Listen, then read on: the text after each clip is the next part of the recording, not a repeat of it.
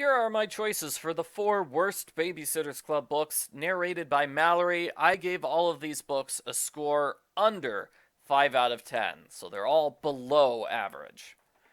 Number 4, Mallory and the Ghost Cat.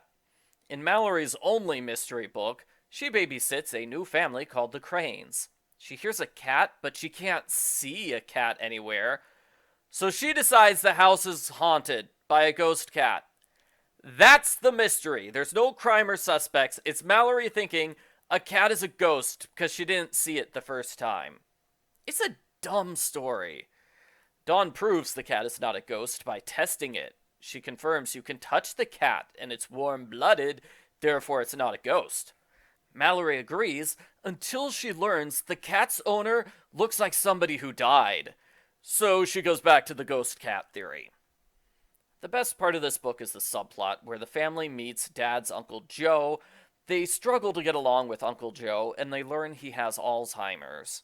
They learn Uncle Joe does better if he deals with one person at a time and not 8 screaming kids all at once. Number 3, Mallory on strike. Mallory's excited because the school's having a Young Authors Day. She wants to write, but she can't because she has to watch her siblings. She complains her brothers and sisters are extra wild, but to be honest, they're not. They act just the same as normal. There are other books in the series where they act much worse. Mallory's parents are being extra bad in this book, though. They keep dumping the kids on Mallory without warning, and they constantly interrupt her. Mallory tries to get more free time by cutting back on her babysitting, but that just makes the club members angry at her. Why aren't you babysitting? Do you hate babysitting now? And then Mallory says nothing in response in her own defense. She just lets them think the worst of her. Mallory could easily solve her problems in this book with a 2-minute conversation, but she doesn't. She keeps it a secret from everyone, and I don't know why. So Mallory acts out of character in order to force a conflict. And I'm not on board with the premise that her family's being extra bad. The main reason I dislike this book is because it's repetitive. There are 7 chapters of Wild Kids. That's too much. Even in the first third of the book, like Mallory getting interrupted, I think there are 5 of those scenes in the first 3 chapters. Mallory eventually goes on strike and she locks herself in her room all day long. Everybody feels bad for her because they realize her life is really hard. Her parents give her a special day, and then she gives them a special day even though they don't deserve it because they were the ones ruining her life. Number 2, Mallory Pike, number 1 fan. This book has an incredibly stupid premise. The premise is that Mallory thinks all books are real. She doesn't know some books are made up. Mallory knows there are books with talking animals, right? Well, she thinks those books are real. Mallory is in 6th grade. How is she unfamiliar with the concept of fiction? Not to mention she's written fictional stories before. How can she insist all stories are real when she's written about talking mice? Mallory writes a play about herself and her family. She is warned her brothers and sisters won't like it, but Mallory insists she can't change the script. It has to be real because all stories are real. As predicted, her family gets mad, and Mallory's mom calmly explains to her, no, not all stories are real.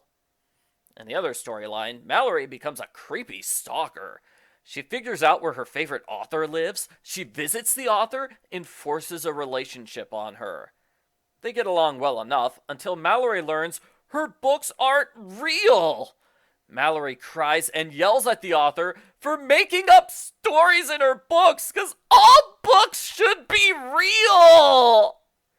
This book is bad because it has a really stupid premise, and the story of Mallory stalking an author is highly inappropriate.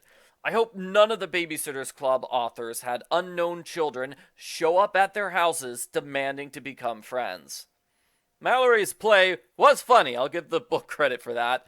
And that gives it an edge over the worst Mallory book. Number 1, Get Well Soon, Mallory.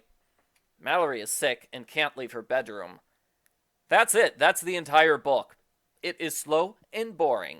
And it is impossible for anything to happen because Mallory literally cannot get out of bed. The book kicks off a Mallory might quit the club storyline. which lasts for several books. And this story just doesn't work because it's overshadowed by the Dawn might leave the club drama, which is more interesting and it goes on for far longer. Yeah, Dawn gets several books dedicated to the fact that she might leave the club. Mallory gets this one, just one. The resolution is so unimportant they didn't bother making a book for it. Well, Mallory doesn't want to burden her friends, so she purposely acts like a jerk to them. That way they'll hate her and kick her out of the Babysitters Club. That means they'll like her again.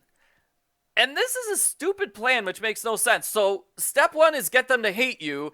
Step 2 is now they'll like you? I don't get it. In the subplot, the club plans a charity carnival. This is the most overused storyline of the entire series. They do the carnival in the retirement home in one chapter.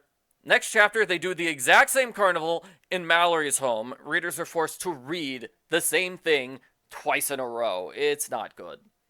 This is my pick for the worst Mallory book because it's boring.